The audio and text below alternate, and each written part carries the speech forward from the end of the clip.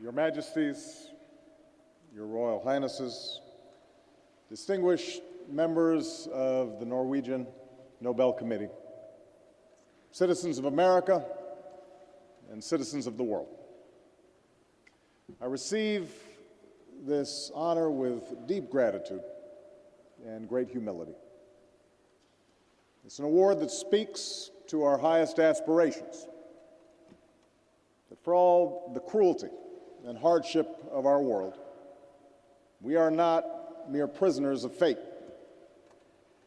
Our actions matter and can bend history in the direction of justice.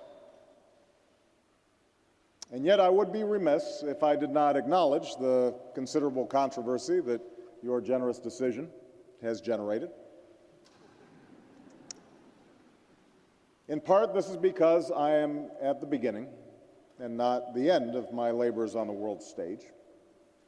Compared to some of the giants of history who have received this prize, Schweitzer and King, Marshall, and Mandela, my accomplishments are slight. And then there are the men and women around the world who've been jailed and beaten in the pursuit of justice, those who toil in humanitarian organizations to relieve suffering, the unrecognized millions whose quiet acts of courage and compassion inspire even the most hardened cynics. I cannot argue with those who find these men and women, some known, some obscure to all but those they help, to be far more deserving of this honor than I. But perhaps the most profound issue surrounding my receipt of this prize is the fact that I am the Commander-in-Chief of a military, of a nation, in the midst of two wars.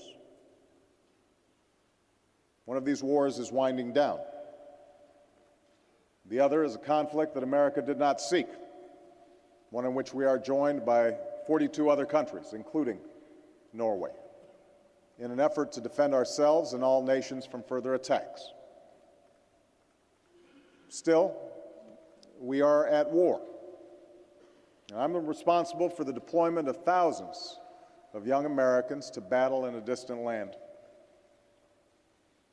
And some will kill, and some will be killed.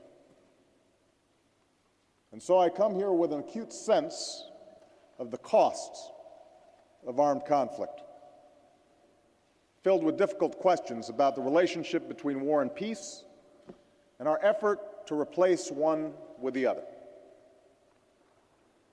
Now, these questions are not new. War in one form or another appeared with the first man. At the dawn of history, its morality was not questioned. It was simply a fact, like drought or disease. The manner in which tribes and then civilizations sought power and settled their differences. I do not bring with me today a definitive solution to the problems of war. What I do know is that meeting these challenges will require the same vision, hard work, and persistence of those men and women who acted so boldly decades ago. And it will require us to think in new ways about the notions of just war and the imperatives of a just peace. We must begin by acknowledging a hard truth. We will not eradicate violent conflict in our lifetimes. There will be times when nations, acting individually or in concert, will find the use of force not only necessary, but morally justified. I make this statement mindful of what Martin Luther King Jr. said in this same ceremony years ago. Violence never brings permanent peace. It solves no social problem. It merely creates new and more complicated ones. As someone who stands here as a direct consequence of Dr. King's life work, I am living testimony to the moral force of nonviolence.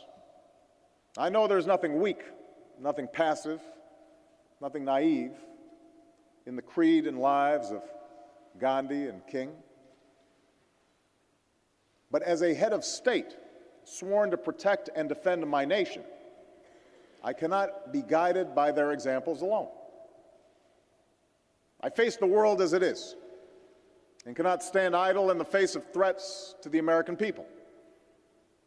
For make no mistake, evil does exist in the world. A nonviolent movement could not have halted Hitler's armies. Negotiations cannot convince al-Qaeda's leaders to lay down their arms.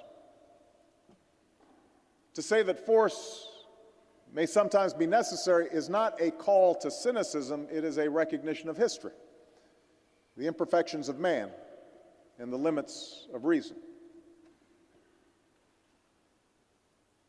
I raise this point. I begin with this point because in many countries there is a deep ambivalence about military action today, no matter what the cause. And at times this is joined by a reflexive suspicion of America, the world's sole military superpower. Yet the world must remember that it was not simply international institutions, not just treaties and declarations, that brought stability to a post-World War II world.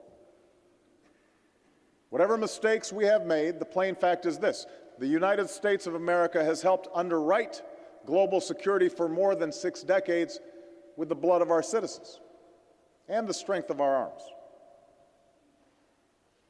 The service and sacrifice of our men and women in uniform has promoted peace and prosperity from Germany to Korea and enabled democracy to take hold in places like the Balkans.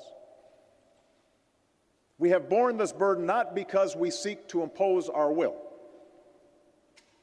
We have done so out of enlightened self-interest, because we seek a better future for our children and grandchildren, and we believe that their lives will be better if others' children and grandchildren can live in freedom and prosperity. So yes, the instruments of war do have a role to play in preserving the peace.